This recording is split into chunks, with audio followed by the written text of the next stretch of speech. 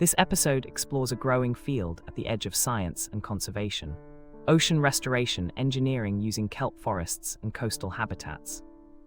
A marine technologist shares how data analysis, drone mapping, and ecological modeling turn tides of decline into resilient underwater gardens. The conversation highlights practical skills like GIS, field sensing, and cross-disciplinary teamwork, while also underscoring challenges such as funding cycles and regulatory navigation. Viewers hear why this path offers tangible impact, steady growth, and the thrill of protecting coastlines for communities. The message is clear: with curiosity and collaboration, the sea becomes a vast career laboratory.